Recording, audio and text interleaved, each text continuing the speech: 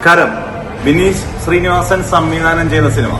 അതുകൊണ്ടാണ് നമ്മൾ ഈ സിനിമ ആദ്യം കാണുന്നത്. ഇപ്പൊ ഇന്റർവെൽ ആയതുള്ളൂ സിനിമയുടെ. ഫസ്റ്റ് ഹാഫ് കഴിഞ്ഞു. അതുപോലെ ചോദിക്കും ഫസ്റ്റ് ഹാഫ് കഴിഞ്ഞ ശേഷം എന്തിനാണ് റിവ്യൂ ഇടുന്നത്? ഫസ്റ്റ് ഹാഫ് കണ്ടതിന് ശേഷവും സിനിമയെ കുറിച്ച് അറിയാൻ ആഗ്രഹിക്കുന്ന ഒരുപാട് പേര് നമുക്ക് കമന്റ് ബോക്സിൽ നമ്മുടെ ചാനലിൽ പറഞ്ഞിട്ടുണ്ട്. അതുകൊണ്ടാണ് ഫസ്റ്റ് ഹാഫ് കഴിഞ്ഞ ശേഷം റിവ്യൂ ഇടുന്നത്. വിനീഷ് ശ്രീനിവാസന്റെ സ്ഥിരം ഫോർമാറ്റുള്ളൊരു സിനിമയേ അല്ല. കാരണം ഇതിനകത്ത് നോബിൾ എന്ന് പറഞ്ഞൊരു അത്യാവശ്യം 3-4 സിനിമകളിൽ നായകനായിട്ടുള്ള കക്ഷിയാണ്. വലിയ പോപ്പുലർ അല്ല, പക്ഷെ അത്യാവശ്യം നന്നായിട്ട് പത്രശീല നന്നായിട്ട് ചെയ്തിട്ടുണ്ട്. നല്ല സിനിമാറ്റോഗ്രഫി, നല്ല ആക്ഷൻ കൊറിയോഗ്രഫി ഒക്കെ ഉണ്ട്. മനോജ് കെ ജയന്റെ ക്യാരക്ടറൊക്കെ നന്നായിട്ടുണ്ട്. വെളിയിൽ വെച്ചാണ്, വിദേശത്ത് വെച്ചാണ് ഷൂട്ട് ചെയ്തിരിക്കുന്നത്.